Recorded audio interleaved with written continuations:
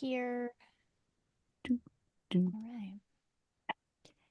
In this episode of Fictional Hangover, we talk about Soulless, Parasol Protectorate, Book the First by Gail Carriger. You have to do the full title. You have to do the full on Yeah. everything. Absolutely.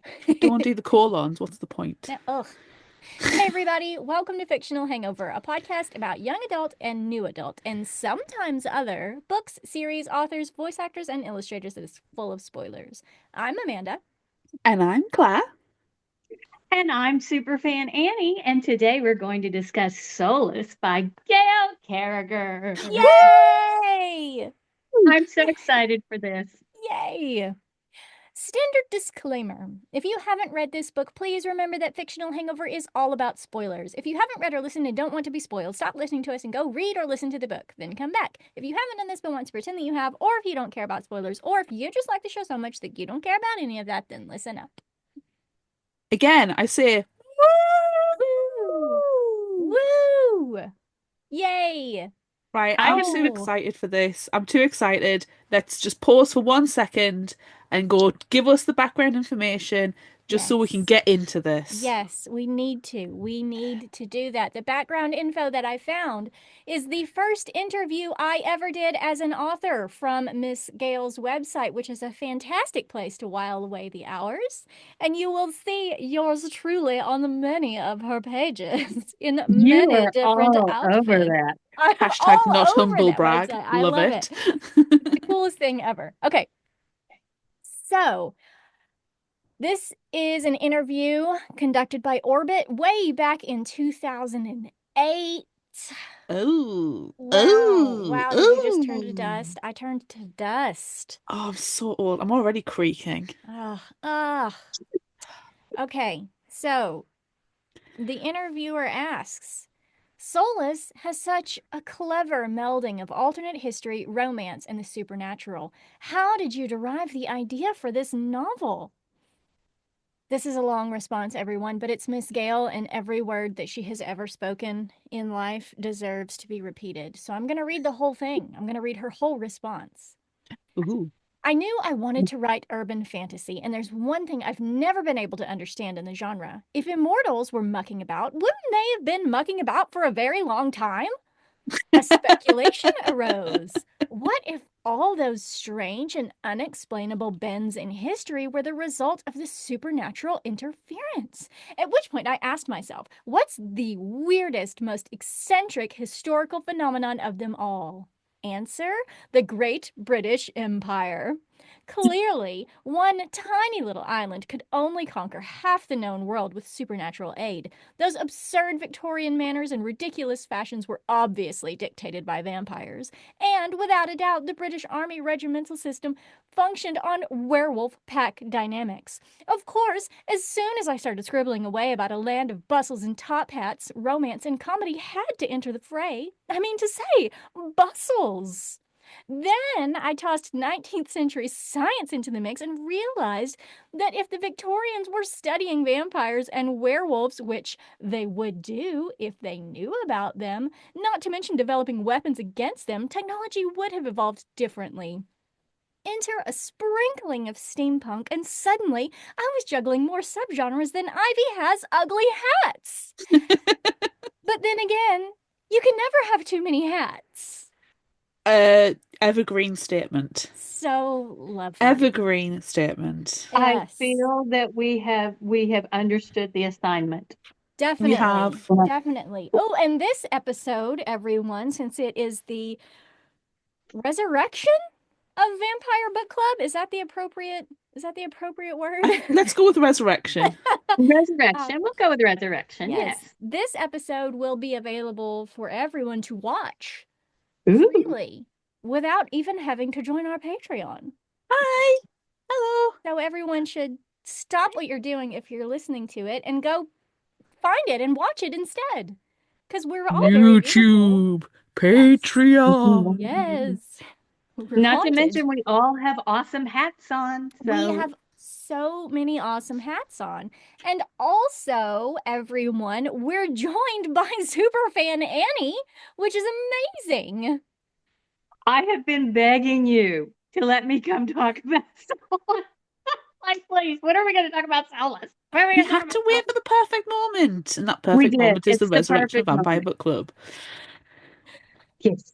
Well, and I was noticing when I was looking up things that I'm almost to, I think January 25th is my Vampire Book Club anniversary, the first time I joined during the pandemic when we were all locked down. Oh, And my post was something along the lines of sometimes you just need a reason to get dressed, and sometimes that is to talk about vampires on the internet. 100% again. Oh, that's Damn, amazing. that's good. I like that. Yes. January 25th, yes. Wow. That is amazing. I can't believe you've been with us for that long. I can't believe we've been doing this podcast for that long. What Again, is we are time? creaky and old. Oh, We are creaky. And this is the whole reason why I have a Facebook is so it can be my online diary to remind me that yes, on this day I got together with you all and talked about vampires. I love that me so too. Me much. too. Me too. Oh. Oh. Is that your initial thoughts for this episode, Annie? Or do you have anything else you want to add? Well, my initial thoughts were because I looked up when I found that I was looking up to see when I read it, and what did I come up with? Actually started with finishing school because yes, I discovered Miss Gail on Litzy. There's a whole crowd of Litzy people who love Miss Gail. And so I decided I wanted to read chronologically. So I started with the finishing school, and then I did Poison and Protect. And that was the only one of the Delightfully Deadlies that were out at that time. And then I got to Soulless. So I think I did all of the finishing school in like November of 2016. And the first time I read Soulless was 20 December 2016. So and as you know, last year I did the great 2024 Parasol verse reread. So this is actually my sixth time to read Soulless. Wow, I've, nice. I've joined in Miss Gail's readathon. I've read it for a book club, yeah, various things. And, it's part of my origin story with you all because when I started following Miss Gail, she was going to do the Fictional Hangover challenge that book club challenge that year. So that led me to you. So Oh. it's the Vam- Vampire Book Club. Miss Gail brings people together because she's a key member of our origin story as well. Yes. So, She Yes. just brings us all together. So, Yes. and there is one thing that I always strikes me when I first start reading, but I'm going to save it for my final thought quote. Okay. Okay. cool. It's perfect. I think I must be the only person who actually has read Miss Gail in publication order and not story chronology order because I first read as they were coming out. Mm. So I bought them as they were released. But I don't have my original set anymore. I loaned them to a friend, and that friend said they gave them back. They did not. I have Lies. replaced the lies they Lying tell me to my liars. face to this day. Ugh. But yeah, I feel like I'm the only person who's actually read her in publication order. Yeah, I started with finishing school and then I went to Custard Protocol and then I did Parasol Protectorate. That's a unique way of doing it. It's very And weird. there was a point where I got to where I had caught up. And I think the first one that I read when it came out on the day of was Competence. Mm. So there was like it took me a little while. And I was reading them all from the library. So sometimes I would have to wait for one. And then when I get it, I would like binge it. And then, then I bought them all and yeah, Yeah. yeah, Yeah. yeah. I started with finishing school and bought them as they were being released. So then I bought, no, I didn't. Then I did the library for the rest of them. but I'm buying them all now. I just don't have a lot of shelf space. Well, we historically know that my libraries are rubbish, so I buy Yeah, books. yeah. Okay. Anywho, shall we Well, delve into the summary? we should. We definitely should do that. Miss Alexia Terabody, a spinster, alone in a library instead of attending a ball, about to enjoy a delicious treacle tart, is attacked by a vampire. Ah. As the vampire begins to bite down on the gentle lady's neck, he realizes that his fangs have disappeared. He backs off, and his fangs return. So he tries again, which is simply not done. Alexia removes a wooden stick, or stake, as it were, from her hair and pins it to the vampire's chest. She explains to him that she is a preternatural. She has no soul, and her touch temporarily drains the excess soul from supernatural creatures like vampires and werewolves, returning them to their human forms. He pretends to understand, then tries to choke her, causing her to stumble back. She prepares to defend herself with her parasol, quite an ugly, horrible thing, and while doing so, pushes the stake into the vampire's heart. Oops. Oopsie. A group of dandies arrive at the library then and cause a ruckus, so Alexia has no choice but to feign a faint. Oh.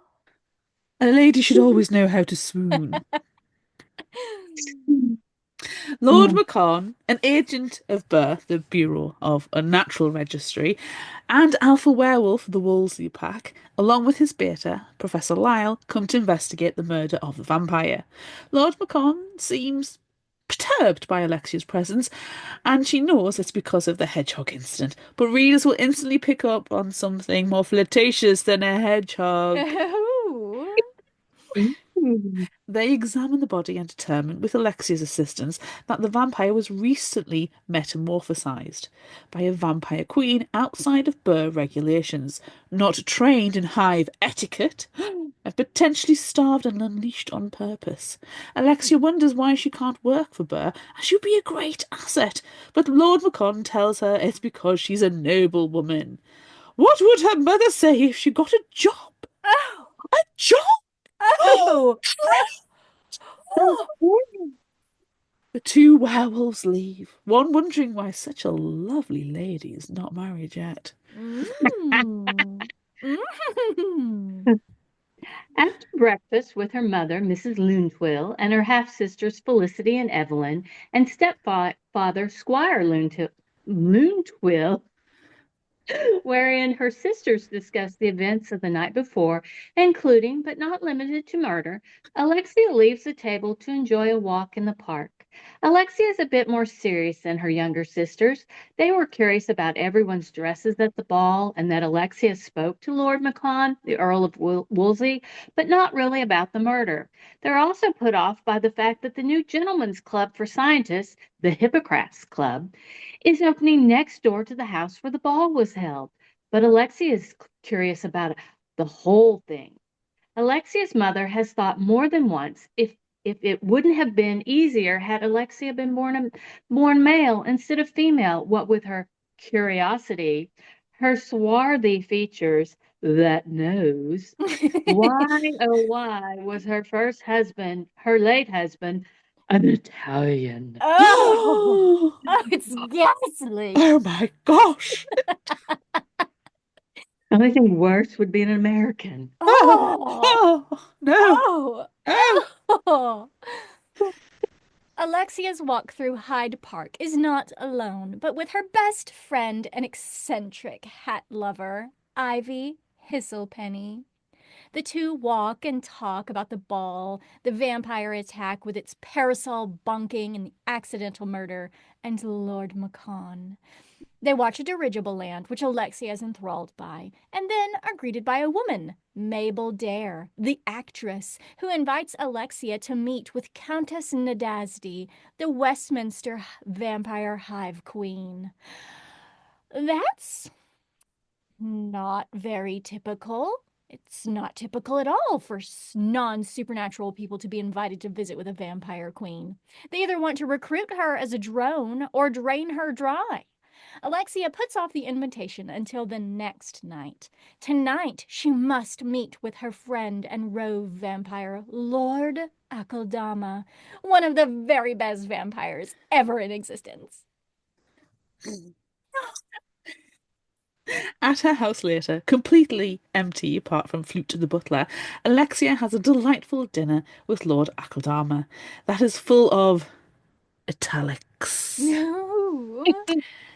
He wants to keep Alexia safe and keep their conversation secret, so he employs a very scientific tuning fork to conceal their chat from any supernaturally listening ears that might be trying to eavesdrop. Alexa comes to learn that he, a vampire greater than 400 years old, has no idea what is going on and why anyone would want to kill her or why Countess Nadesty wants to see her. He sexily it suggests that Alexia meet with Lord Macon and see if he knows anything with using her feminine wiles. Because surely Ooh. Burr has some idea of what's going on. Oh, the italics. Oh, It's my Alexia, favorite thing about him. everything is in italics. Alexia goes to see Lord Macon, and the flirtation between them is very clear to anyone who has ever met either of them, and probably everyone reading the book. She learns that vampires have a scent detectable by werewolves and that the vampire who attacked her was made by someone from the Westminster Hive. But only vampire queens are able to change people. It's possible that a vampire bite daughter could be responsible, but unlikely. It's a good thing Alexia has agreed to visit with Countess Nadesty, I think we're all going to Nadasdy. say it in different fashions. Nadasdy, so she can find out what's going on. Lord Macon doesn't want her to go because the meeting is dangerous since she is soulless, and according to some vampires, their natural balance, which isn't a good thing. He insists on taking her home, and she requests that he drop her off far away from her house because her mother does not know of her interest in these goings on. Lord Macon agrees because he does not want to damage her reputation. Ha! She's a spinster, so there won't be any damage to her reputation. More likely it would be damage to his. He wonders why he's so bothered so much by this woman he doesn't even truly like. That's not true at all. It's not true at all. he wants to boink her. Professor Lyle is out investigating queens and roves at other Burr offices and discovers at the Canterbury office that there are no roves as they've all gone missing. Then he learns that there are no lone wolves either for the same reason. There's only one lone wolf left, and he gives this information to Lyle, thinking that Lord Macon has arranged for all the lone wolves to be killed off so as not to be a problem. That is not the case. Alexia takes a cab to the Westminster Hive and is greeted by one very, very French maid, Angelique, a drone, Mabel Dare, and several vampires, Countess Nadesty, Lord Ambrose, Dr. Caries, and the Duke of Hematol. The Countess grabs Alexia and turns human, much to the disgust of the other vampires, who think Alexia is a preternatural, is a threat. But the Countess isn't worried. She is, however, afraid of and curious about what is happening with the random starving wolf showing up. She longs for a way to metamorphose vampires without the bite of a queen, since it doesn't always work. But despite all the scientific advancement she is surrounded by, even in her own home, she is unaware of such a possibility, so has no idea what's going on either. This book should be called Clueless, not Soulless. As if. Sorry, I'm sorry. No, do not apologize. That was perfect. As if. Oh, When Alexia leaves, getting back into her own cab, she's surprised to find a stranger already inside, a waxen man with an odd smell and a VIXI on his forehead. He attacks her with a chloroformed handkerchief, and she screams and kicks, and soon a growl comes from outside, followed by a thud. Alexia falls from the carriage and on to Lord Macon, who is obviously waiting in the shadows to keep her safe if she should encounter any trouble. Well, she did, but now the weird man has vanished. Alexia is confused about how Lord Macon attacked someone and immediately redressed himself, not having seen a transformation outside of books, but knowing it's difficult and done nakedly. He shows her his Anubis form, which that sounds dirty. He shows her his Anubis form, something that alphas and very old werewolves can do, just transforming their heads. She transforms him back with a touch, and they walk along the street together, looking for another cab. He insists on keeping her safe and guarded, but the full moon is coming soon, and he won't be able to watch over her. When he gets jealous of her suggestion that she can stay with Lord Akeldama, and she calls him out on it, he abruptly kisses her. Ooh. Their kiss lingers for quite some time and deepens considerably into posterior squeezing and neck biting in public. Yes. Unfortunately, it is interrupted by Professor Lyle, who has tracked his alpha down to alert him to what he discovered in Canterbury. All the lone wolves have disappeared. Alexia mentions the same thing of the roves. Lord Macon deduces that someone wants them and Alexia dead, so he insists on keeping his watch over her. When she wakes the next morning, Professor Lyle is outside keeping watch instead, but only so Lord Macon could go and get some rest. Ivy comes to call, and Alexia tells her best friend all about the kissing, which she finds curious as they don't seem to like each other very much at all. But it keeps each other quiet. That sentiment follows at a dinner party later. Lord Macon and Alexia are both in attendance and purposefully and shamelessly avoiding one another. Alexia assumes this is because Lord Macon is giving her an out, but she seems to want to be more involved with him, not less. Oh well, as she is a spinster after all, she should be used to this life. An American scientist, Dr. McDougall, pulls her into a conversation about weighing souls and how doing so would improve metamorphosis prospects. He seems to not know about her soullessness at all. He mentions the Hippocrates Club and calling on her again later to continue chatting. But Alexia is more interested in the young woman blatantly flirting with Lord Macon. Later, Lord Macon grumbles to Professor Lyle about Alexa ignoring him. After all, he made the first move, and now it's up to her to follow up. But Professor Lyle reminds Lord Macon that yes, that is what is supposed to happen with alpha werewolves and alpha females. Alexia is not a werewolf, and therefore Lord Macon must apologise and grovel to win her back. Yes, you must grovel. Must grovel. You must grovel. Alexia goes on an outing with the American scientist, and he seems rather pleased with Alexia's interest and ability to converse scientifically about the soul. His brother was turned in the colonies against his will, and his family immediately disowned him, being too religious and thinking anyone metamorphosed to be undead and thus in league with the devil. Mr. McDougall wants to be able to measure the amount of soul one has before they are metamorphosed to ensure the change will occur, meaning fewer people will die from the attempt. Unfortunately, no one knows how to measure the soul. While he blathers on, Alexia notices they are being followed by Professor Lyle, who accidentally knocks into a man carrying something that Alexia cannot make out. She asks Lyle about it later after Mr. McDougall drops her at home, and he is very wary what with the full moon coming soon. He does not say what the man he knocked into had with him, but it was a syringe. Oh. Oh.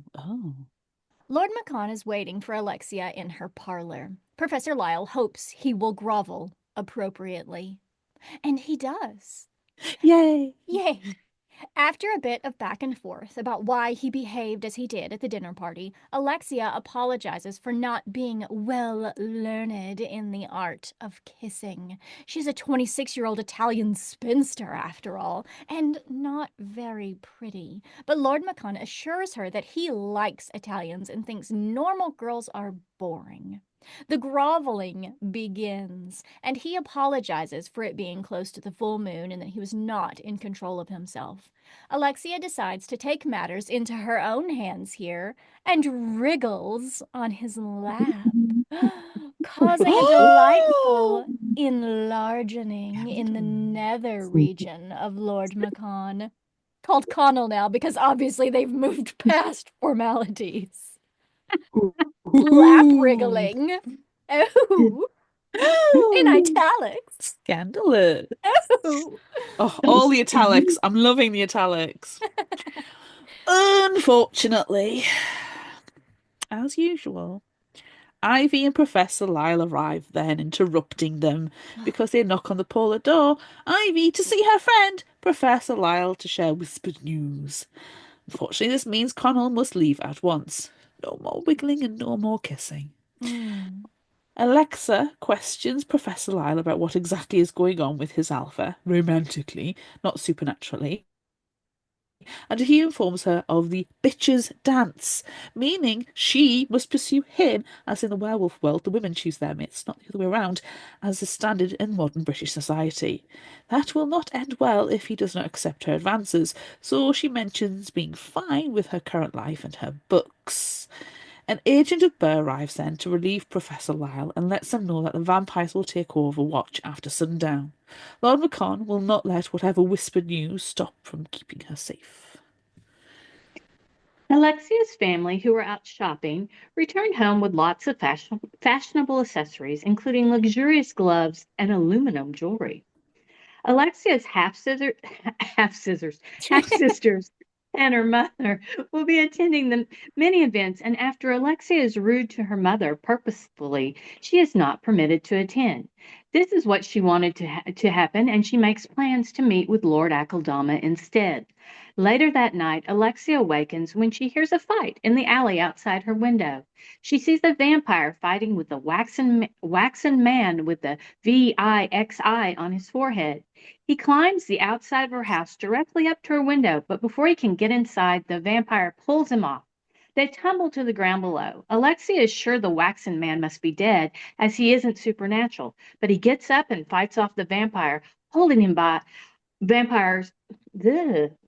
But he gets up and fights off the vampire, holding him by breaking his wrists. Ooh. Policemen arrive soon, and the waxen man, with an eerie smile at Alexa, runs off. He's a creep. Creepy. The next day, Alexia is woken by her mother, who is upset about Alexia having a guest waiting on her in the parlor. A guest who ate 3 whole chickens! Alexia dresses and goes down to meet Lord Macon and learns the reason he left so abruptly the day before. Someone broke into the Burr offices and stole her file. Someone knows she is soulless. Alexia questions him about the waxen man, and he says he must be some sort of medical experiment gone wrong, knowing this because he bit him the night of the first attack and that he is filled with blood, but he is not a vampire or a werewolf. Alexia moves past this and alerts Connell to the fact that she knows about the bitch's dance and asks if she should pursue him. There's talk of a relationship that will last a long, long time, ending with an embrace. Possibly legal. In italics. And all the italics. And that, of course, is when Alexia's mother enters the room. She screams and blusters and causes a scene, and everyone comes rushing into the room. She demands that Lord Macon marry her daughter, but Alexia insists she will not marry him by force, even though he actually wants to. She thinks he's doing it just to do the right thing. Her sisters basically say that she's ugly and old, so why would he want to marry her? Rude. Alexia leaves the room and has a good cry while Lord Macon puts her family members in their place for making Alexia feel so badly about herself. And I say thank you, Connell. Stand up for you, missus. Awful family. Later at Lord Akeldama's home, he and Alexia discuss what has happened since they last saw each other, including but not limited to the evening with Countess Nodiste and the multiple events with Lord Macon, ending with the fact that he wants to marry her, but probably out of pity. They stop their discussion after several of his drones, led by the very best one, Biffy, let him know they're going out for the full moon evening. Can you tell I love Biffy? We all love Shortly Biffy. You hide it so well. thereafter, I had it so well, my love of Biffy. Shortly thereafter, the waxen man arrives, dumping something that smells like turpentine all around. Alexia prepares her parasol, and Lord Akeldama brandishes a double-edged weapon, wood and silver tipped. Alexia touches the waxen man by the VIXI on his forehead, but no soul-sucking happens. She succumbs to the fumes and passes out and is carried off by the waxen man. Meanwhile, elsewhere, Connell is being led into his safe room to change for the full moon, and as he does, he scents something familiar. Alexia? Hmm. Alexia and Lord Akeldama wake in a sort of dungeon. Well, Lord Akeldama has been awake the whole time, but he was pretending to sleep to see if he could learn anything useful. But he could not, only that whoever took them to some sort of club that seems to be obsessed with octopuses. And they want him in particular. Alexia knows they want her too, but that they are unaware that they have her, as her files from Burr don't contain her picture. The waxen man knows, though, and he will surely alert his masters.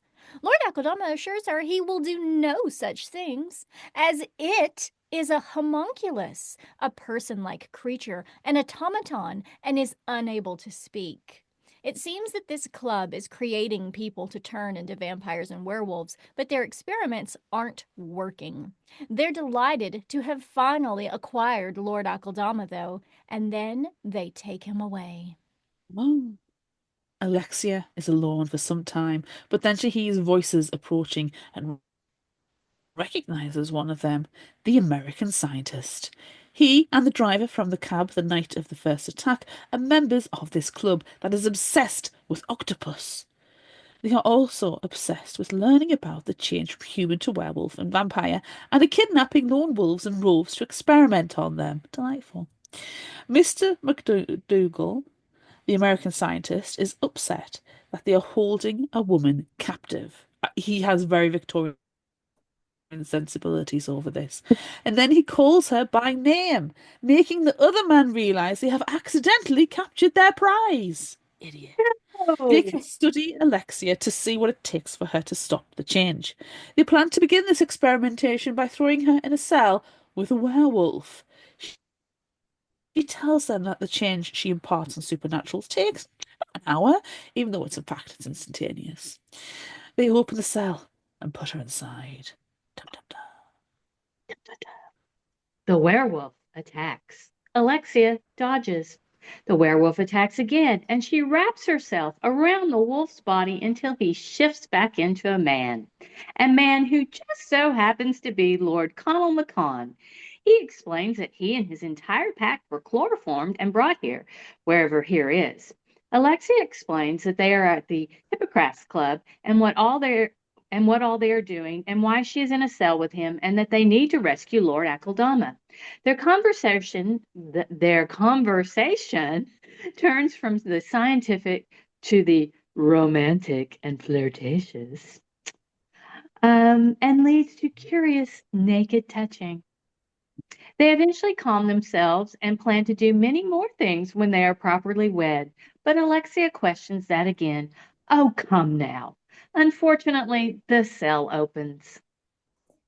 Mr. Siemens and several other scientists enter the cell, pleased to see their captured wolf back in human form, until, that is, he attacks. Unfortunately, Siemens calls for the automaton, and he comes into the room and carries Alexia away. She leaves a trail of her own blood for Connell to follow.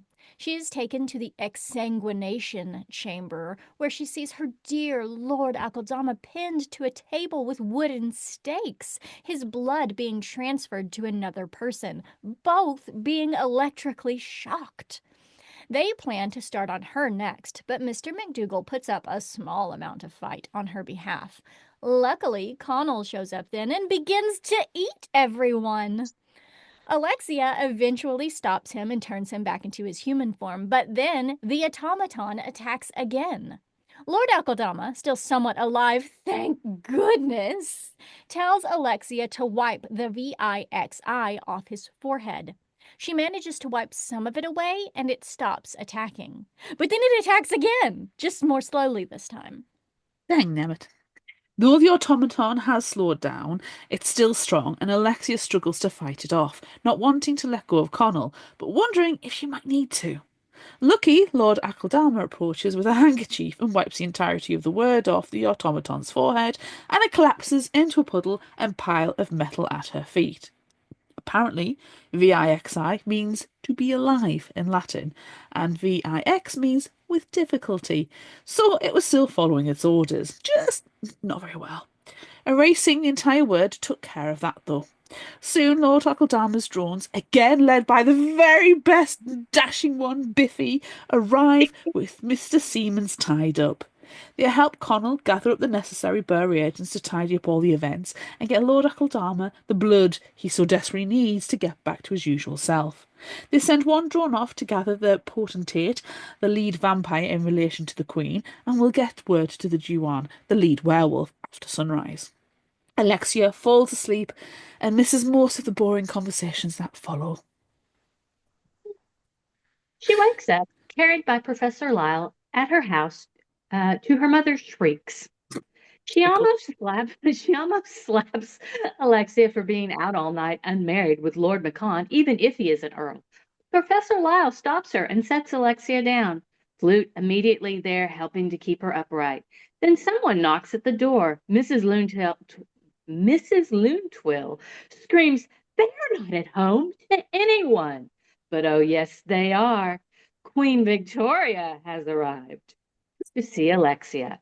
She tells Alexia she has been following her since she was born, and as there are so few preternaturals living in Britain, the Queen insists that Alexia marry Lord Macon, which she was going to do anyway because he does not need to be distracted and because she needs Alexia to be in high social standing. She invites Alexia to join the Shadow Council with the potentate and the Dewan as a special third agent, one that has been vacant for a long time, the Muja, who will help settle disagreements between the potentate and the Dewan. The Muja will be able to travel easily and will be able to investigate things that vampires and werewolves cannot. She accepts.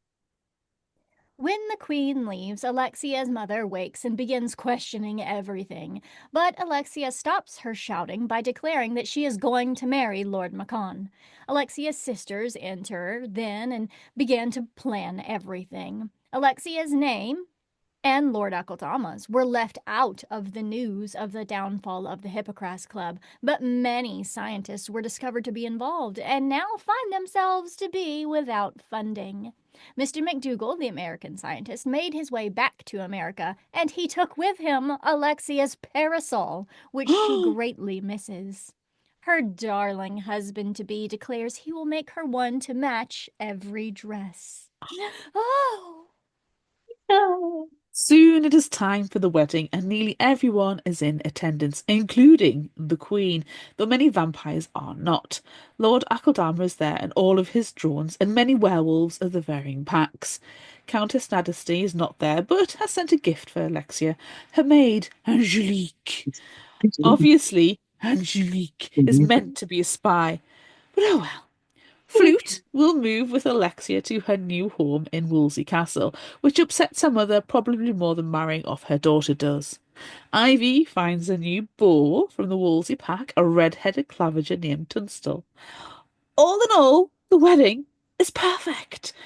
It was organised by Akeldama's drones, so Biffy. of course. It concludes with all the werewolves turning and circling the new couple, bowing and showing their necks to Alexia in submission to their new alpha female. After all this, Lord and Lady Macon enjoy a very bumpy and very sexy and very italicized, very naked ride to their castle. No.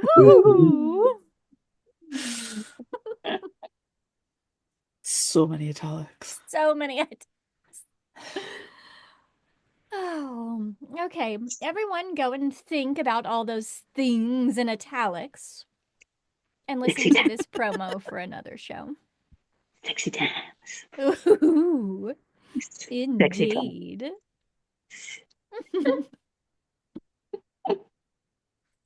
Oh, I feel like I'm thinking in italics now. It's Yes, great. yes, of course. Oh my gosh.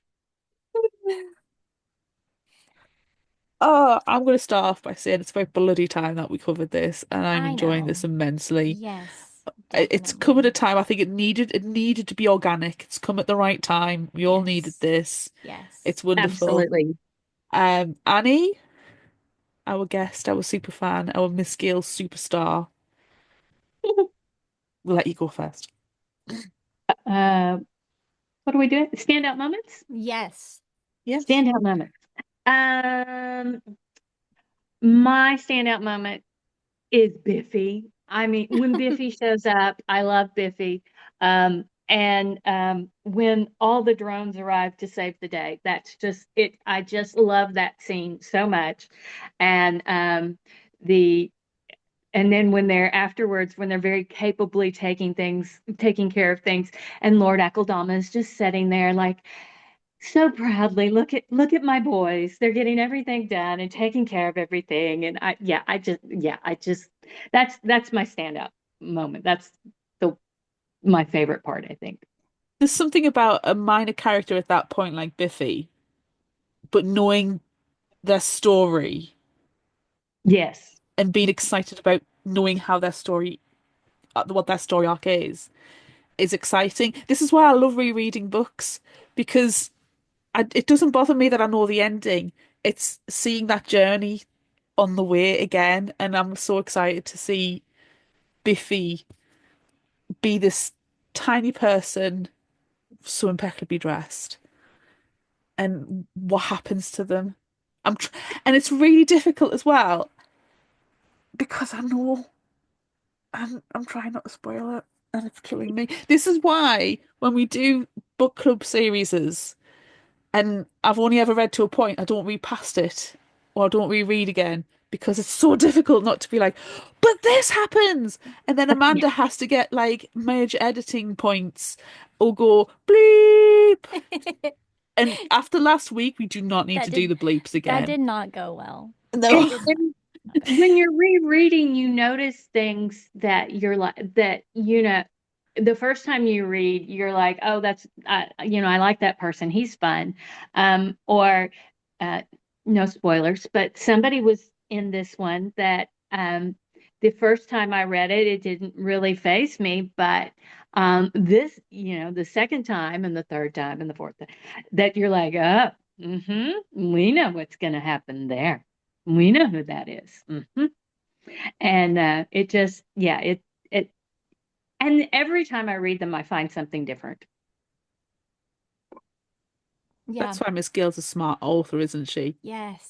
All Yes. She three of the main leaves series she's done she leaves little perfectly. cookies for everyone, No, no, no, no, no, no. right? And you don't even realize it when you're reading it the first time. And like this one for me, since I did not read this set first and I read, finishing school first, and then I come to this and I'm like, it's the Lord Akudama. But I don't think there's a right or wrong order, to read these. Whether yeah. you read them chronologically, whether you've read them publishing order, whether you say, oh, I'm going to read, whatever series floats your boat first. Hmm. I don't think there's a wrong way to read them because you will get something out of each series Hmm. because just it's so cleverly done. Yeah. Miss Gail is brilliant. She is. She is. She is. The that ending scene with the carriage ride. So I read it the first time, and I absolutely loved it. And then we were picking books for my books and brews club, and I'm like, oh, let's read Soulless. And so then it was a new book club, and I didn't really know people, and so then I'm rereading, and I'm like getting to the carriage scene, and I'm like, oh, okay. I hope they're all right with that. But it was everybody was fine with it. I mean, I we had like I think about 14 people that time showed up and to read and had all read Soulless, and there were probably at least three or four that continued to. Everybody enjoyed it, but there were three or four that just immediately started binging the series, and that always makes me feel like I've done good work. You've done the work of Miss Gail. That's perfect. Yes. But they're not too spicy though, so there is a No, they're romance not. to them, but it's not the dominant factor at No. all. It's a side. It's there, but it's very much this is Alexia. This is a strong, independent woman in a Victorian society, and it's surrounded by science and werewolves and vampires and how she negotiates and works with it. It just so happens to be that she's having a lot of italics moments with the alpha werewolf and the big vampire in the city speaks in italics constantly. Yes. Absolutely. I love him. I love him so much. He's Lord Akeldama, I think, across all series is my favorite character. Always, I, always and forever. and I He's so always consistent. I look for him to show up. I'm waiting for him to show up because he's there. He's going to show up in some way, If shape, or he's form. not there, his influence is there. Exactly. He's mentioned. Yes. And I did feel really bad for his very stunning plum waistcoat, his whole outfit, and then they had to get blood, tore it and got blood on it, and just you're It like, was a murder. it Ugh, was, yeah, it's horrible. It was well, ghastly. it was ghastly, yes, ghastly. We, Something else that was ghastly while we're talking about the very best vampire of all times ever. Oh, and it was painful. It was painful again coming at this series not in publication order. The pronunciation of his name in the Oh, audiobook. oh, Oh, I can't even remember. It was so bad that I don't. And I bear in mind I fub up pronunciations all the time. I can't even. I don't even know I can see it how it was being done in the audiobook. oh, a Kildama. I killed him. Oh, I Yeah. killed them. oh, Um, That sounds like somewhere in the Lake District where you send your kids for a week to stay over to do sports things. I absolutely love Miss Gail's audiobooks. They are always they're my favorite, some of my favorites and whatnot. This one and that name and the fact that he's in there so much and it's said wrong so many times. I tend to read in print. Oh, you can tell I've got a background on there. Yes, I read in. I tend to read in print because I don't this one because that name. Oh, the I was only I, other I was listening to it at work and I literally flinched the first time it came back. I was like, oh, oof. and the other time that I have a problem with one of the audiobooks is in the Custard Protocol. Biffy is his full name is Rabifanana.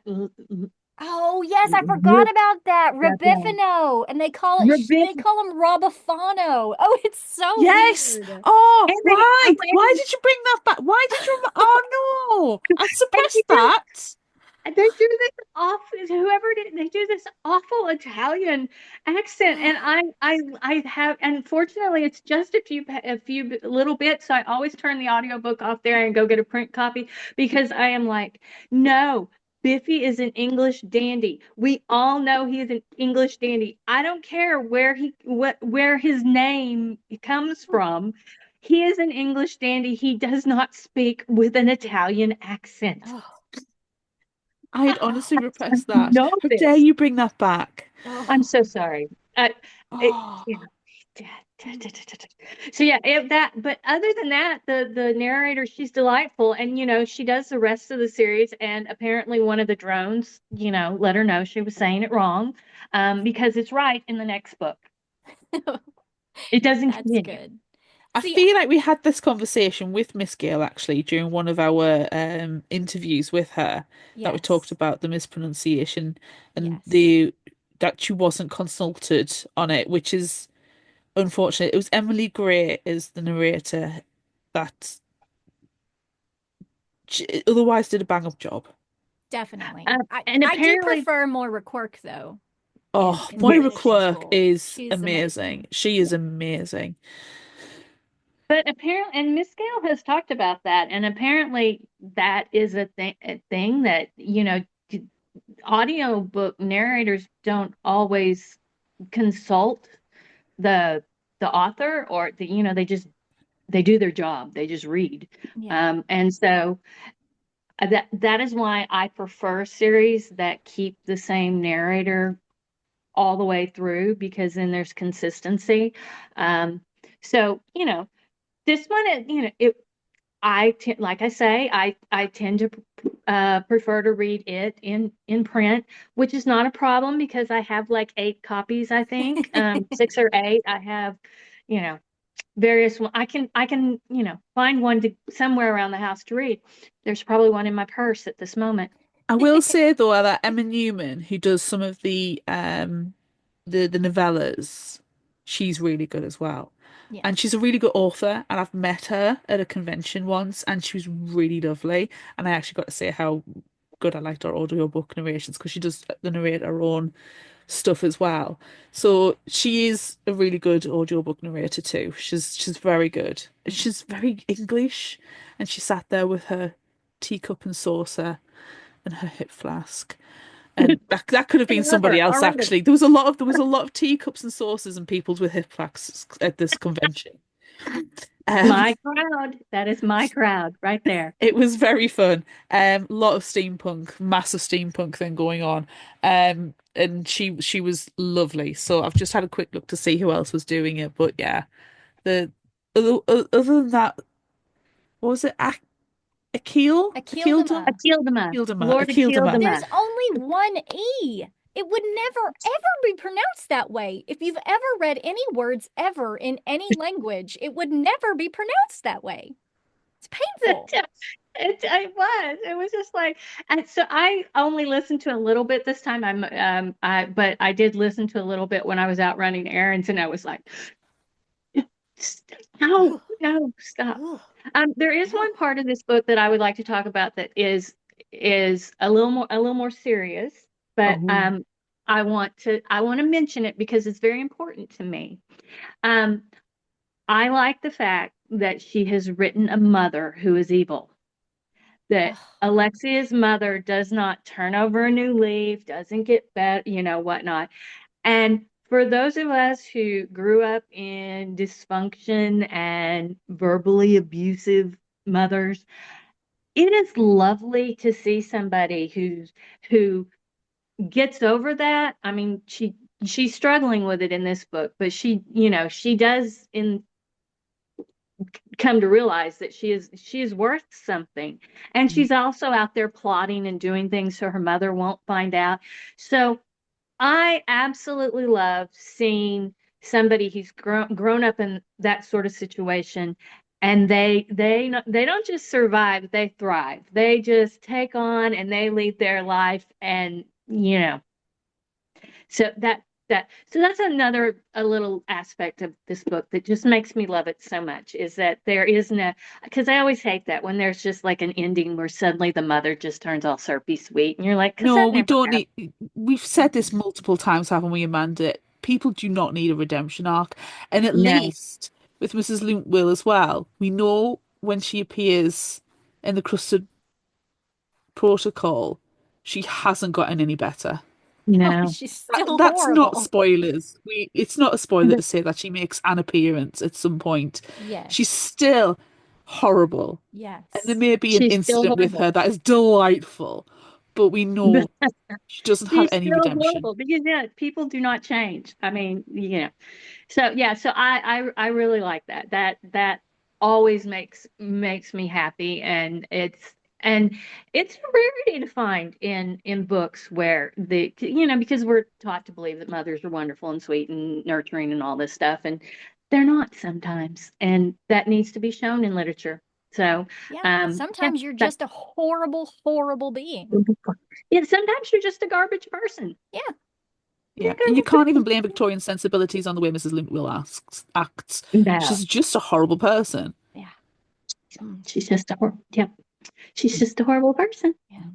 I also I love when they sit down to dinner and she finds out that what's his name that's sitting beside he's an American. Our words an Ew. American. Yeah. No, Oh, you and don't want to sit he's next to an like, American at a dinner party. oh, They're uncivilized.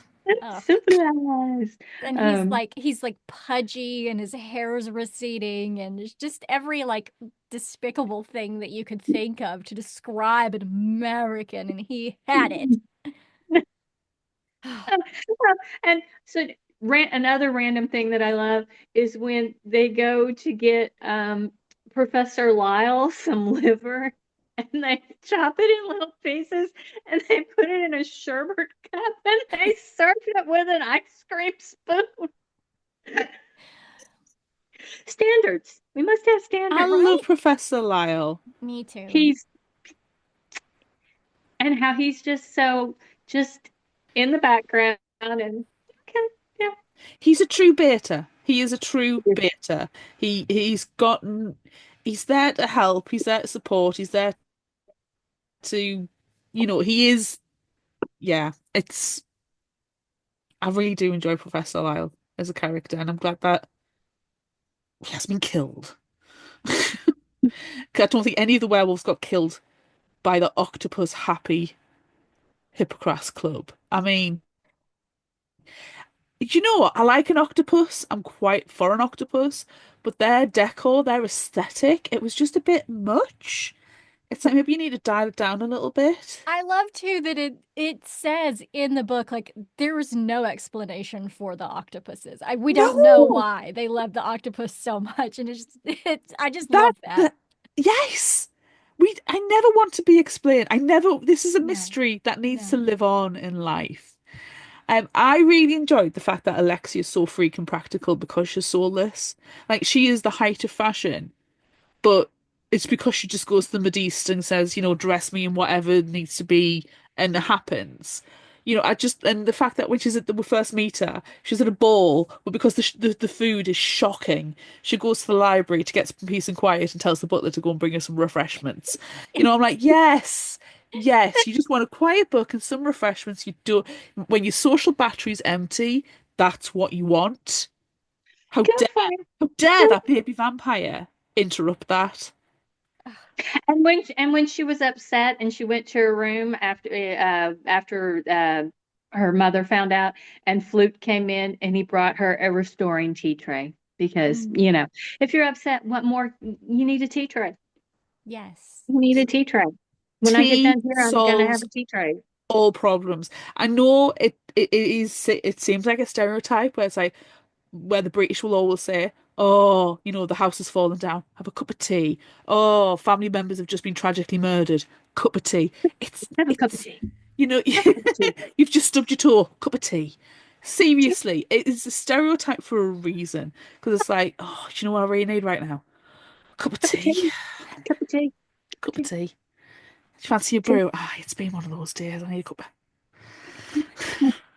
I've It's gotten to amazing. where when I'm out running errands and I know I'm going to be gone all day, used to I'd be like, oh, I'll get a coffee or something while I'm out. Now I make a thermos of PG tips and take it with me because I'm out running errands and I run out of energy and I'm like, oh, I could really use this cup of tea, and there's nothing but coffee around. So yeah, so So Oh, I'm all for a cup of tea. Tea on a nighttime is the taste the best. Like I might have to make another cup of tea after this and just same as settle and just have a settle. I've the fire. found a place in the city next to me that does loose leaf teas, and they'll just pour them out onto a tray and they'll let you smell them, and you can buy them by the tea bag or you can buy them in the packet. And they also sell, which I'm very tempted to get some and send to you, Annie, empty tea bags so you can create your own tea. I have some of those. Are Oh, they I'll like not bother getting them. the little packages? Yes. Yeah, yes, because I do use those because I have the tea kettle that you can put the loose tea in, but then you got to like scoop it all out. So I like to use them so you can just take them out. I know it's a tea bag, and I know that's not some people don't like those, but yeah, I'm not that snobby. You know, my snobby lines when it comes to tea is you don't the microwave microwave. it, yeah, the but microwave. also I'm adding to this, stop putting it in the air fryer.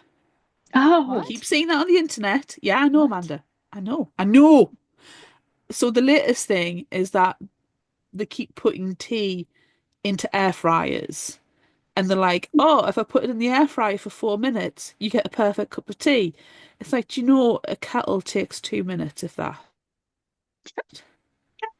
You just boil what and and when people say they don't have a tea kettle, I'm like, I like really? Well, I don't really. I'm like, do you know how many good things you can do with the water boiling quickly? you Yeah, save money if you boil the water in the kettle to then transfer it to the pan to do the cooking or whatever you need to yes, do. absolutely. Yes. It's cheaper.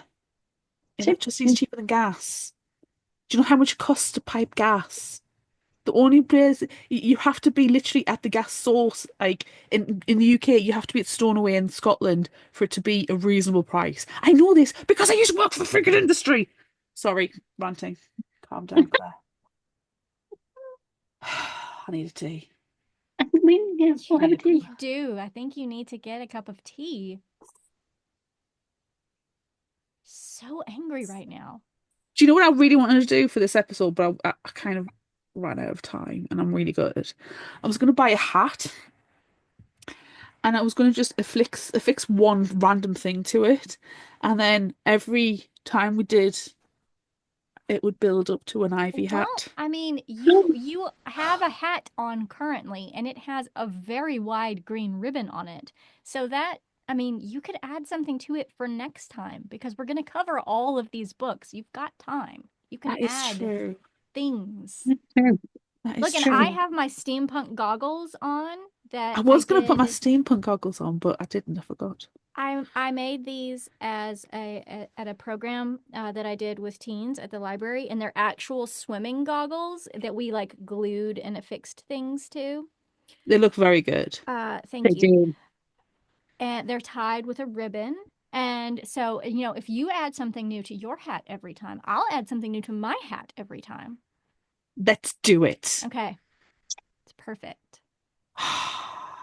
Gonna have to think what. I've got some steampunk goggles. I could put those on next. Yeah, yeah, Little mini teacup. yes, Oh, balance the teacup. yes, And then in the end, I have a teapot. yes. Tea And then you'll bags take, dangling down, yes, and you'll Crocodile take it. Dundee style. Yes, all of this needs to happen. Um, Right, I think we've reached that point. well, we didn't talk about surprises. Oh. Oh, I had a surprise. What's your Actually, I had surprise? two. You can Um, have my surprise because I'll be honest, read it that many times, don't think I've got any. um, that Lord Eccledama actually eats because when she went to the Vampire Queen's house, there was an excellent tea and Battenberg cake, but they did not partake. And she says, well, and she also had Lord Eccledama come for dinner. And she says, well, perhaps, they don't bother or whatnot. So, um, that kind for some reason that stood out to me this time. I'm like, oh, he does actually eat.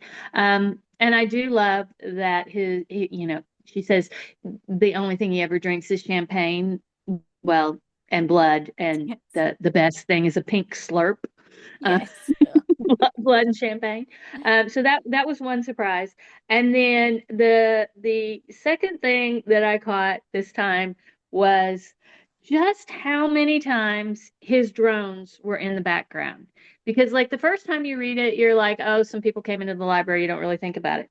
But they were literally everywhere. They just, they were, and he talks about his spy system and all these things, but they really are there. They're just everywhere. They're in the library. They're outside the what was the name of the club? Sangria, the most notorious vampire club in London.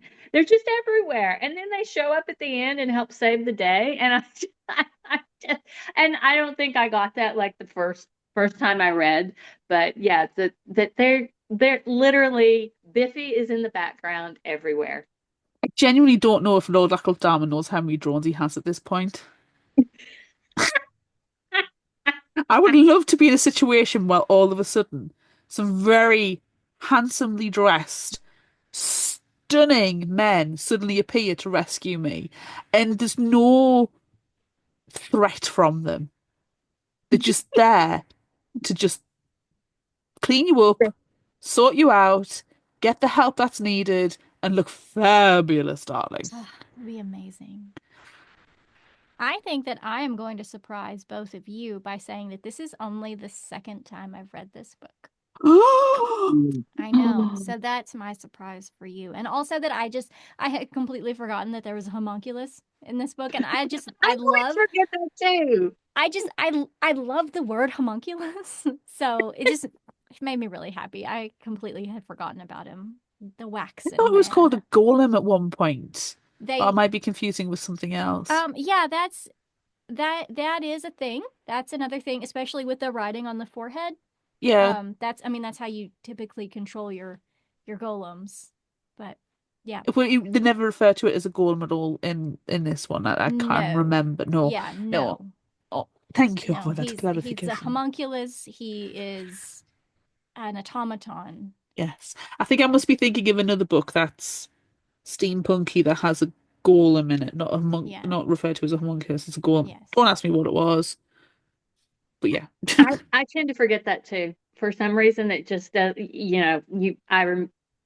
I remember the kidnapping. I remember the club and whatnot. But for some reason, the homunculus always. Oh yeah, I forgot about that. Oh yeah, I homunculus. remember being in the dungeon with Lord McGunn and he's naked. Nope, nope, no, no, no, that was Alexia.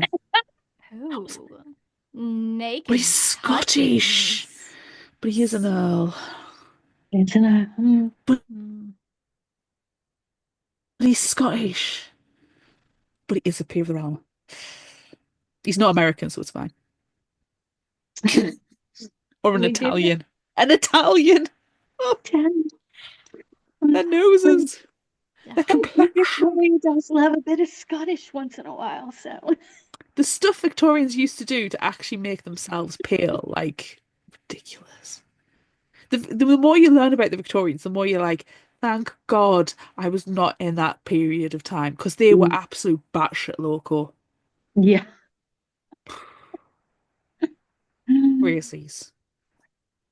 Crazies. Anywho.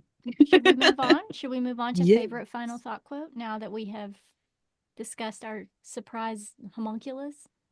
Homunculus. Surprise, homunculus. Annie, would you like to go first?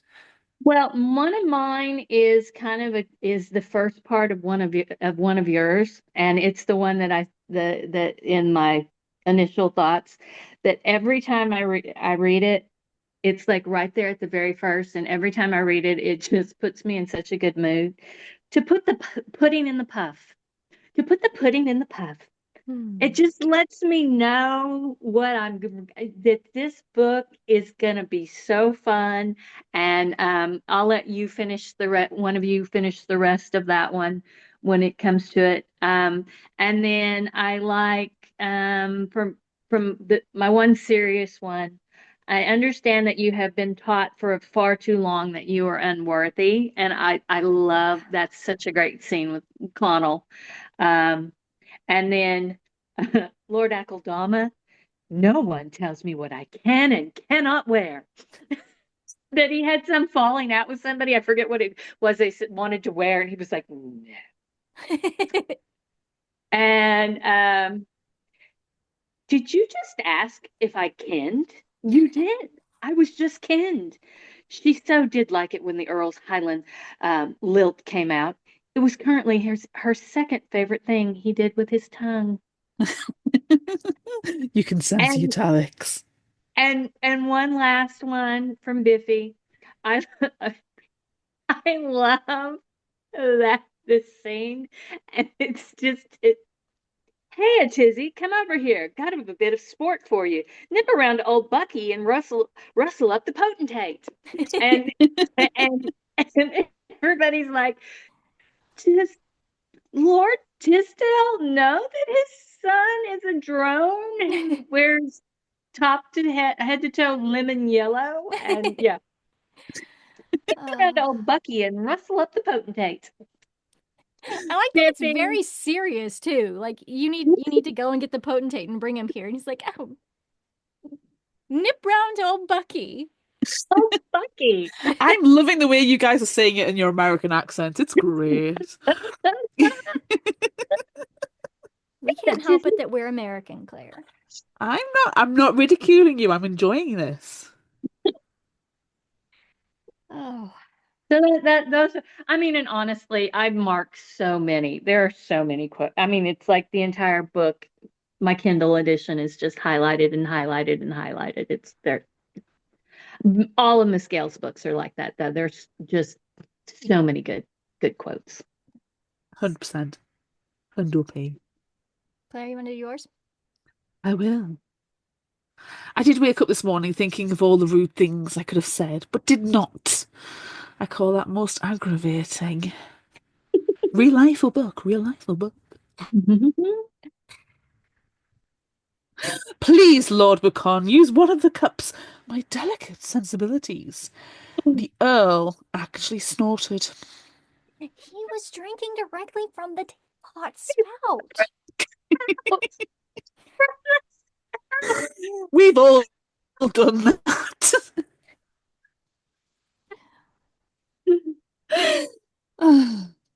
Alexia did not speak Glairish. The Queen's English, if you please. You do realise modern social mores exist for a reason. I was hungry. Allowances should be made. 100% agree. Absolutely. Mm-hmm. Mm-hmm. If I'm hungry, yes. Give me cheese. Bring me a cup of tea. Amanda, over to you. Thank you. She had retreated to the library, her favorite sanctuary in any house, only to happen upon an unexpected vampire. Is that That's the other that's your half of That's the pudding? mine. dream. That's your That's the Yeah. pudding in the dream. puff. Pudding in the puff. Put the pudding in the puff. I need to find a How? way to incorporate that into my daily language. To put Yes. the pudding in the puff. Please do. How ghastly for her. People actually thinking with their brains and right next door. Oh, the travesty of it all. Thinking with their brains. It's upsetting. It's so upsetting. It gets to one's sensibilities. And finally, mine is not precisely a bad life. I have material wealth and good health. Perhaps I'm not useful nor beloved by my family, but I have never suffered unduly. And I have my books.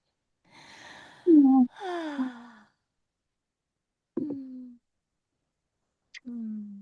I can totally agree with that one. Yes, There yes. was one I pulled And I just read it and I instantly thought of Amanda. Which one?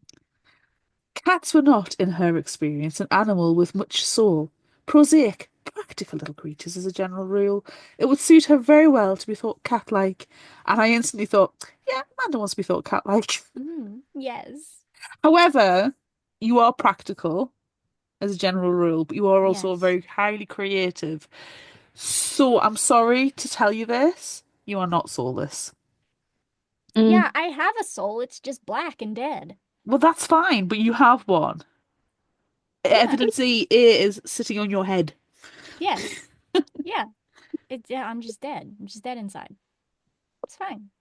It's fine. Well, if you're dead inside, we can raise you up as a vampire. Thank you. Yumbo. Please. Please do.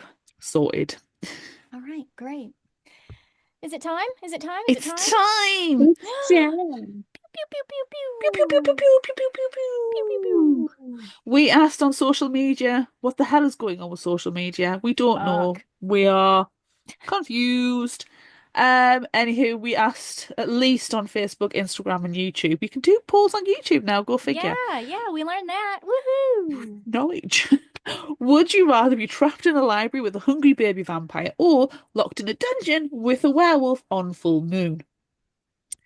No one is surprised by the results. Facebook, 88% vampire. Instagram, 91% vampire. YouTube, 60% vampire. All vampires, all the All the time. All time. the time. We have comments. Katrina on Facebook said, okay, are these sexy supernaturals or angry ones? Because that makes a difference. I'm going to say library with a vampire. If he's sexy, it should be a comfortable, calm environment for him to seduce me rather than a possibly dank dungeon. And if he's angry, I have books as weapons. Of course. Claire on Facebook says, as long as it's Lord Macon, then I take him. Yes, yes, yes. Emily on Facebook said, I take a library because I can throw discarded books at it. Discarded books. I think TBR piles. Or books that you no longer need in your collection. Yeah, no longer on the forever shelf. Yes. Drew on Facebook says, all vampires all the time. It is our unofficial motto of Vampire Book Club. It is. Or maybe Exactly. our official model. I don't know. I think it's both. I think I it think is it's too. both. Colin on Facebook said, I'm tempted to go with the vampire and the library. Why, you ask? Well, I'll tell you. Both options involve being stuck somewhere with someone less than savoury, but one of them is a nice, warm, cosy library, and the other involves being stuck in a cold, dark, dank dungeon. Now, I like hanging out in a good dungeon as much as the next guy, especially if I've got good company. But I think we can all agree a library is going to win here. Plus, I can just kick the vampire repeatedly in the spuds until he gets the idea that he's not allowed to do the whole biting thing. Oh. Spuds. And the spuds. We go on a story every week. Coral on Facebook, much like Drew, says silly question. All vampires all the time. Seeing a theme. Candace on Facebook says, I feel like I'd have a better chance of surviving the baby vampire. It's tiny. I think I can take it. I like the fact that Candace has interpreted it as being ickle. Well, I mean, it is in the question as a baby vampire, not That's true. That is true. not and a also, newly turned vampire, a baby vampire. but remember, you are the Lord and Master of all your survey when it It's comes to true. would you rather answers. So That's true. I think she's gone the right route, you know. Joe Roland Author on Instagram says, the library with a baby vampire. Books are magical, and there's a good possibility I could read him to sleep. See, there's another one. It's a real baby. And Brie Tart on Instagram said, trapped in the library with a baby vampire, I could reason with a hungry bloodsucker, even a baby one who doesn't have their manners yet. We can work out a deal. A moon crazy pupper? Not so much. Finally, Scully Joe on Instagram, if you know, you know, says, Wink, last wink, thing nudge, nudge. I need to do is give the werewolf one of my bones to chew on.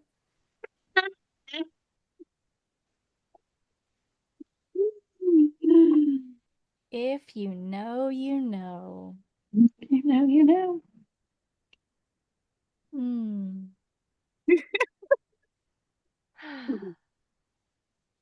Okay. I think it's probably safe to say they were all choosing the vampire in the library Yeah. because either all vampires all the time and or all libraries all the time. There's a Yeah. library. Yeah. And the There's a Yeah. fact library. is, because we are the Lords and Masters of all we severe when it comes to the answers, we're all soulless, so we can all take the supernatural away Yes. from our attacker Yes. to the much more And malleable. and also I feel like that there would be more wood in the library so that you could, the stake, there'd be something you could stake them with. A pencil, a Yeah. wooden pencil, something. Yeah. Yeah, There's probably not a lot to use in the dungeon to fight a werewolf. I would exactly. I would agree with both those statements, but I will raise you the fact that you're in a ball. One of Lord Akeldama's drones is going to be nearby to help you. Right. They're This always is true. there. They're They're always always there. there. What? What you called? What you called? Plant pot from the finishing school. We always say she's hiding behind the plant pot. Oh, Agatha. Agatha. Aha! Agatha's there. Agatha's in the Agatha corner. could be there. She's behind the plant pot She in the probably is library, there. ready to help you out. Yes. Yes. She's probably there. Yes. She probably really is there. It, if the if finishing school was written before the Parasol Protectorate, I'm telling you, she would have been there. She would have been She there. But in this universe, she is yes. canon. Yeah. All right. Okay. Next question. Would you rather have an ugly parasol or wear an ugly hat?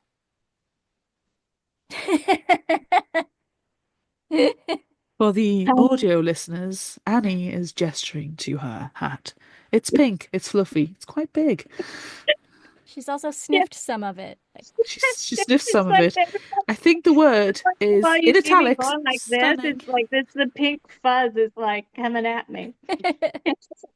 Yeah. It's stunningly poofy It It's very in is. poofy. italics. It's Yes. very poofy. It's very poofy. I yeah, yeah. Um, I do have a parasol over there, and it does not match my outfit. So, but I do have one. Does it have So, weapons in many pockets? See, now mm, wait, Claire. That doesn't exist yet. Oh, That is not mentioned in this book. It does mention the tip of it being used as a weapon, but we do not yet know that it is full of weaponry. because we need a certain French inventor to make that happen. zut alors. Soon, soon, everyone, soon. Soon.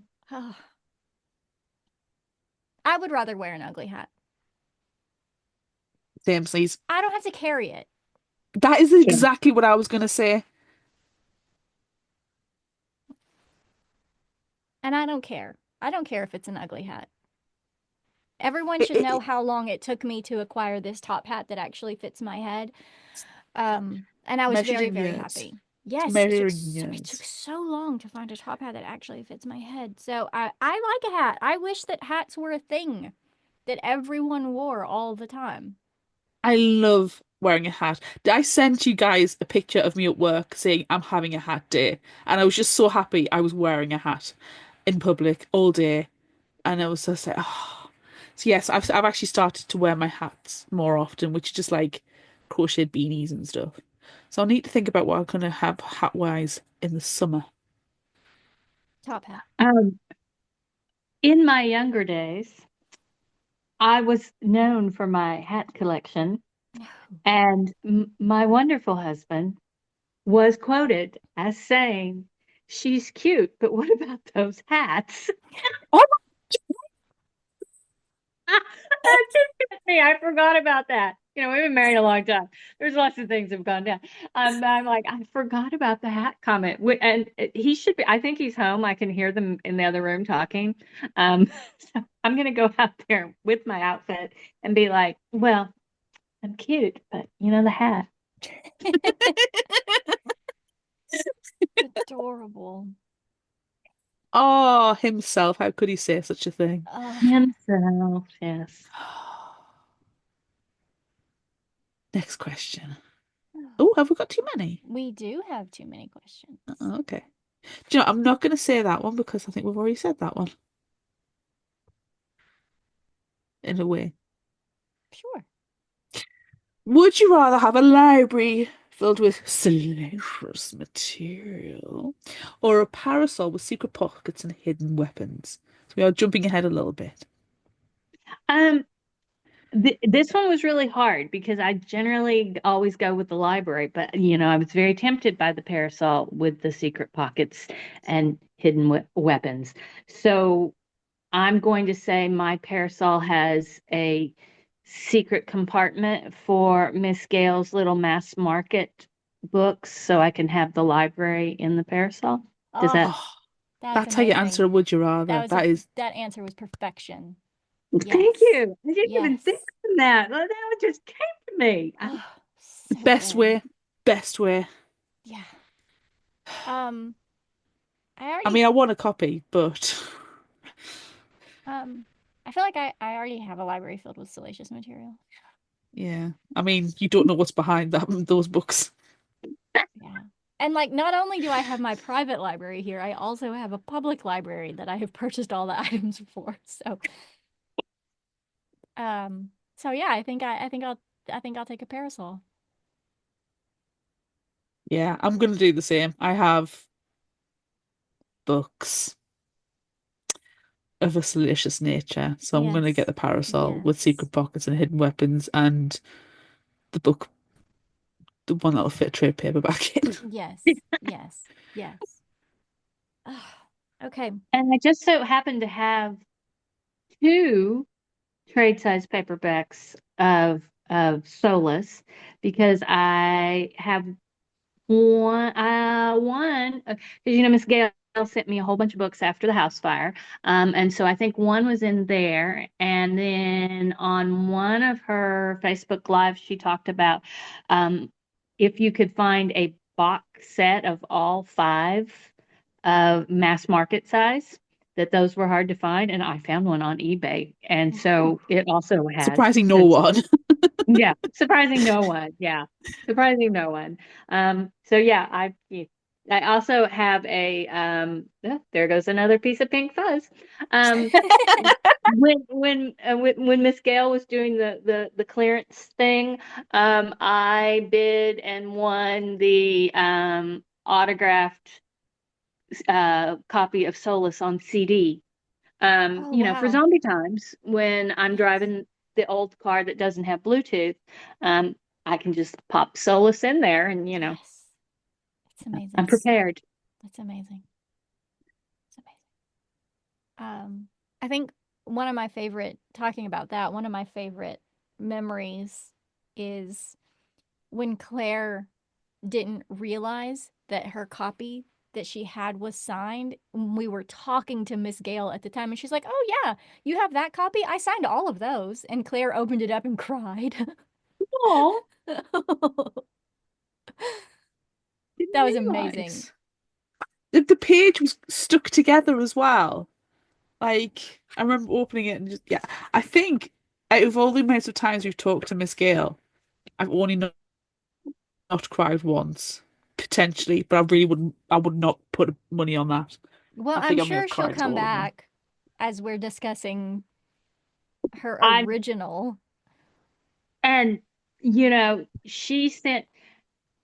she sent me after the house fire. She sent me everything she possibly could, and I have a video of me unboxing it, and I was just so touched because she sent me um things from her private collection and whatnot, and some things she didn't have, and then I continued to like search and find them and whatnot.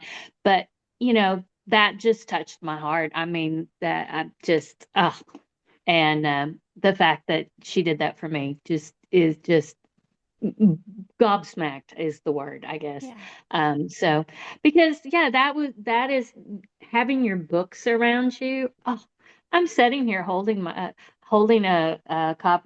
Subterranean Press copy of Soulless that I had found one once and I lost it in the fire, and then I found another one on eBay, and the fact that I managed to find a second one, I was like, holy crap. So You need to find a third one for me, remember? I I've told you, I yeah, I I that's your task in life. I have a alert on that. I'm working on it, Claire. I'm So working do on it. I. There's the other one, the delightfully deadly novella one. The It's the blue fan ones. service. That's the one I need as well, and I've got Oh, okay. alerts for that too. There was actually a copy of the Subterranean Soulless went on eBay, I saw, and I put a watch on it, and it was bid only. And I put a watch on, and it went to £600. Wow. Wow. Yeah, that's a bit out of my price range. Um, so the one that I got, the Solus Subterranean Press one, the second one I got, the first one I got for fairly reasonable. The second one is the most I've ever spent on a book. It was $200. And I used a credit card that I had points. So technically I got it for free. Nice. Going. Yay! Perfect. And That's how at you the do time I was, it. at the time we were living with nephew Sam whilst we were looking for houses, and I'm like, I don't have a mortgage. It's fine. It's fine. I'll use some points. Yeah, It's there's some. fine. So yeah, a justification. Pink fuzz. Yeah. Yeah. So yeah, Hmm. Wonderful, wonderful. we've digressed into other things, We but have, we have, we Welcome get to to, Fictional Hangover. yes. Hi, is this your first episode? Um, Next question. Would you rather be best friends with a vampire or romantically involved with a werewolf? best I can't friends with have both. Biffy. I feel sure that Biffy could be my BFF. And we're gonna pass on the werewolf because the whole wet dog smell is just Mm, no, no, yeah. no, not a fan. Mm-mm. Not a fan. What's Like that when the quote from the live we did together about best friends? Heck, what was the book called? We've done a million lives together, Claire. you, The you one that we got did together? better. Vampires Never Say Die. Yes. It's amazing when you just put the word live in the Google Docs search. This is going to be my answer as soon as I find. There we go. There we go. There we go. There we go. This is my answer. I have my best friend forever, and that's a promise made in blood. Oh, yeah. There you go. Oh, oh, so moving. Hmm. I'm also going to choose vampire best friend. But for me, not just because all vampires all the time. I don't want to be romantically involved with someone so hairy. I imagine a Yeah. werewolf is very hairy. I'm already romantically involved with somebody who's very hairy and basically a werewolf, so might as well have, I have it all I'm already. sorry. All that raw meat is gonna be there's gonna be some bad breath there. I mean, just Yeah. there's not enough. Oh, you've got to be careful your oral hygiene. Yeah, Mm. it's like ew. And I'm a vegetarian, so hey, just no. Hmm. But then you'd have to be surrounded by the occasional pink slurp. A pink slurp, I could, yeah. It has champagne. I could do a pink slurp. Okay. Okay. I just see a pink slurp is not vegetarian. We know that. Yeah, but also it's probably human blood. Does that change things? Yeah, to I, It's cannibalism. not an animal. It is. Human's still an animal. No, that doesn't count. okay. Well, we could use cranberry juice instead. Yeah, No, let's use cranberry I juice. think we've just discovered that Annie is a vegetarian, but she's okay She's with eating not people. opposed to cannibalism. Um, I do tell people I'm not the world's best vegetarian. So, for instance, if I'm out and about and there's soup on the menu, and I order the soup, I don't ask if it's vegetable broth or chicken broth because the chicken is if it's made with chicken broth, the chicken has already died. The last thing you do with the carcass is make the broth. So, you're just recycling at that point in time. So and I pick the Canadian bacon off the pizza and just throw it over on the husband's plate. I mean, I'm not a militant vegetarian. I just can't I, for the I'm most part. I'm hearing excuses and not reasons. But to be fair, I've known many people who've claimed vegetarianism and they've gone to like Burger King or McDonald's and ordered a Yeah. cheeseburger and then scraped the cheese off the burger patty and given the burger patty to their partner. And I'm like, that's still not being a vegetarian, but you know what? You do you. I'm not complaining and I'm not Yeah. shaming. You do Yes. you. We If, don't if it kink keeps you shame. happy, if you're happy, it's fine. Yes. Yes. Anywho, Anywho, any anywho, woozle, any woozle. do we have one more question? We I'm have I'm one so final lost. question. Would you rather be a member of a secret scientific society with potentially an obsession with octopuses for some reason, or a member of the Queen's Shadow Council, or an agent of the Bureau of Unnatural Registry? Brrr. Well, I am not scientific at all.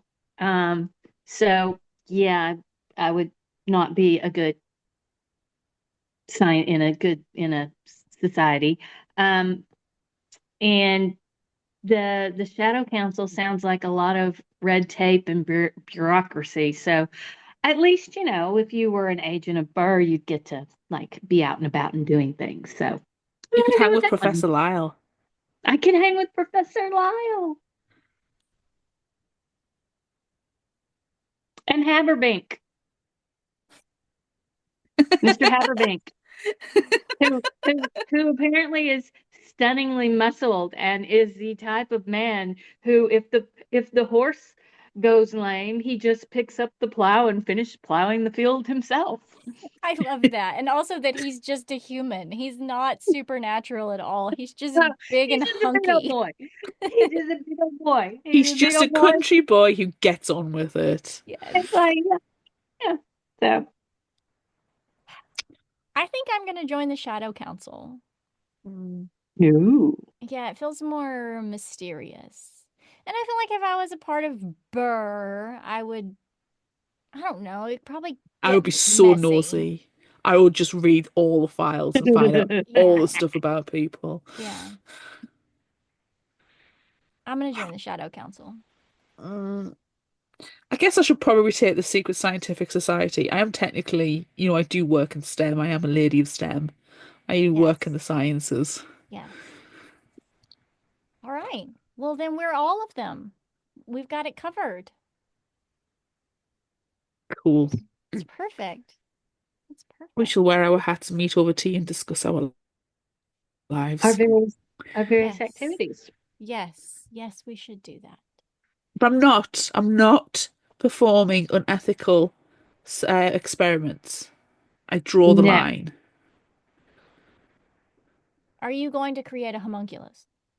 If you would like me to, I will create you a homunculus. Thank you. Thank you very much. That's all I You are ask for in welcome. life. You are It's welcome. homunculus. A huge homunculus. A A herculean huge one. homunculus. A huge herculean homunculus. Hey, Haberbank. Homhunculus. A huge herculean hum hum Homhunculus. homhunculus. Oh. That's Oh. weird. That's weird. Don't make the homunculus hunky. That's weird.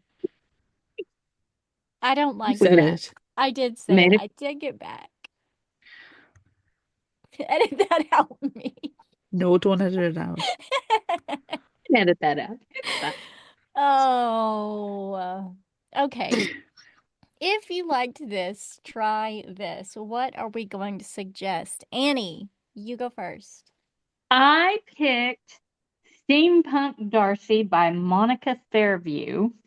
And this is the description of it. I think I got it off of, yeah, it's off the back of the book. Um, William Darcy is obsessed with his ancestors, so much so that he intends to rebuild Pemberley, destroyed during the uprising, stone by stone. He wants to employ reconstruction expert Seraphina Grant to help him. Or does he? Seraphina wasn't born yesterday. She can smell a rat, particularly when it stinks all the way up to her airship. She knows Darcy is hiding something. But with the authorities but with the authorities after her and her other options dwindling by the moment, the temptation of genuine English tea and a gorgeous steampunk gentleman are very difficult to resist. But what if Darcy's mystery job courts nothing but trouble? What if Darcy is harboring a secret to kill for? When kiss comes to shove, will Darcy's secret destroy Seraphina, or will it be her salvation? Join us on a romantic adventure like no other, the whimsical Pride and Prejudice inspired tribute featuring Wickham, Georgiana, dirigibles, funky fish, and swashbuckling pirates. Nice. I read this one about the same time I read Soulless. I absolutely loved it. I gave it 5 stars on Goodreads. And I bought a print copy, and I've since replaced the print copy. I've got another one. And this Darcy is the 13 times grandson of Elizabeth and Mr. Darcy.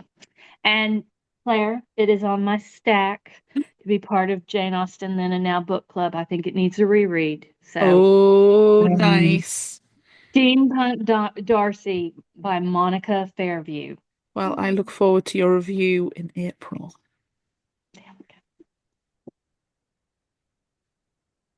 Right.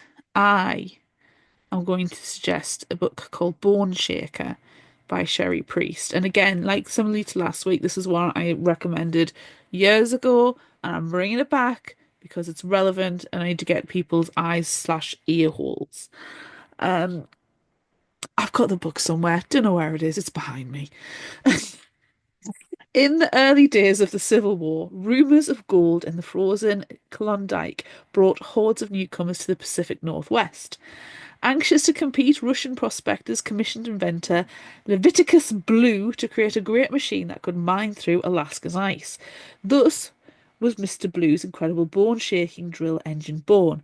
But on its first test run, the bone shaker went terribly awry, destroying several blocks of downtown Seattle and unearthing a subterranean vein of blight gas that turned anyone who breathed it into a living dead.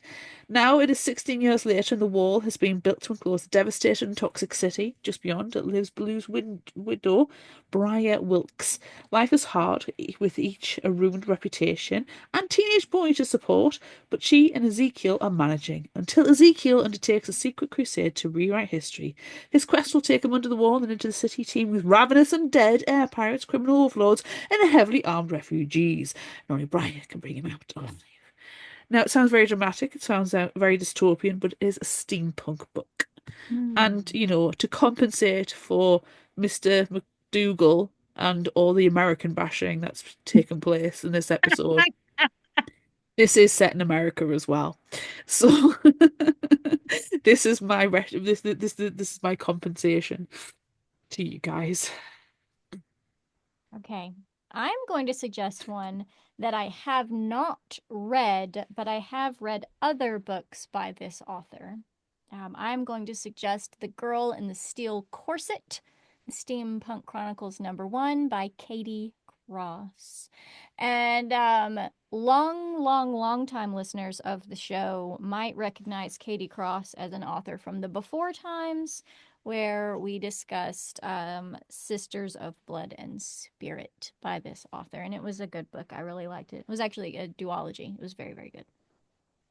So this one, in 1897 England, 16-year-old Finley Jane has no one except the thing inside her. When a young lord tries to take advantage of Finley, she fights back. and wins. But no normal Victorian girl has a darker side that makes her capable of knocking out a full-grown man with one punch. Only Griffin King sees the magical darkness inside her that says she's special, says she's one of them. The orphaned Duke takes her in from the gaslit streets against the wishes of his band of misfits. Emily, who has her own special abilities and an unrequited love for Sam, who is part robot, and Jasper, an American cowboy with a shadowy secret and battle scars. Not really, sorry. We just had to have a Twilight mention in this episode, and that was the perfect time to do it. Thank you. I appreciate that. Thank you. I need to sit like this for a while. Yes. Griffin's investigating a criminal called the Machinist, the mastermind behind several recent crimes by automatons. homHUNKculuses. Finley thinks she can help and finally be a part of something, finally fit in. But the Machinist wants to tear Griff's little company of strays apart, and it isn't long before trust is tested on all sides. At least Finley knows whose side she's on, even if it seems no one believes her. Nice. Sounds good. Is it possible? Can it be? Is it true? There's an indie spotlight that's relevant. There is a new and indie spotlight, but it's not really new, but it kind Oh, of is new. okay. And it is by an author that I really, really love, and we've only covered one of her books on the show before. I am going to talk about The Emily Adventures by Martha Wells, who wrote the Oh, Murderbot Diaries, and we yes. love Murderbot. That was Um, fun. the Emily Adventures is actually two old books that are being combined into one new edition, and it is coming out in May of this Ooh, year. exciting. So it combines Emily and the Hollow World, and its summary is running away from home and stowing away on the wrong ship. Emily embarks on a fantastic adventure. Emily learns that the crew hopes to use an experimental engine to journey into the interior of the planet. But when the ship becomes damaged on arrival and evidence points to sabotage, they encounter the treacherous Lord Ivers, along with a strange new race. Can Emily and her newfound friends possibly reach the surface world again? And then the second book is called Emily and the Sky World, and its summary is when Emily arrives in Silk Harbor, Professor Abendon, an old colleague of her friend Lady Marlend, warns them of something strange and potentially deadly in the sky, a disruption in an upper air ether current. On further investigation, they realize it's a ship from another etheric plane. How to determine if it's a friendly explorer or something far more sinister? Nothing less than a journey into the dangerous air currents will do. Join Emily and Join Emily as she navigates the strange landscapes of the upper air and the deadly menace that inhabits the sky world. Ooh, Ooh, that sounds really good. it does sound good. Yes, and I mean it's Martha Wells, so you know it's going to be well written and probably a little bit Definitely. silly. And Good sci-fi. yes, very good sci-fi. All right. Well, that brings us to the end of this episode. Thank you so much for joining us, Superfan Annie. Oh, Yay! so much fun. Thank you. I love hanging out with y'all. And Love yes, you. Oh, yeah, Thank you we so love much for you. all your support that you give Fictional Hangover as well. Yes, yes, yes. and you know, is there anything better than talking Gail Carriger? I mean, No, just no. no, No, no, no. Gail no. The only, Carriger and She vampires. I mean, come on. I Gail think, Car I think the only thing that would make it better is if we were all physically together and we had tea. I really need a cuppa. I really need a Same. cuppa. I really do. Same. My toes are cold. I have cute little shoes on and my toes are cold. Oh gosh. Okay. So that's the end of this episode of Fictional Hangover. I'm Amanda. I'm Claire. And I'm Annie. Join us next time as we discuss This Body's Not Big Enough for the Both of Us by Edgar Quintero. Look out for our Would You Rather polls and monthly challenges on social media. Don't forget about our book club on Discord, where you can chat about this book with us. Be sure to visit our shop on Redbubble at fictionalhangover.redbubble.com for all your favorite Fictional Hangover themed merchandise, and become a patron of ours on Patreon at patreon.com/fictionalhangover. Until next time, remember, the only cure for a fictional hangover is another book.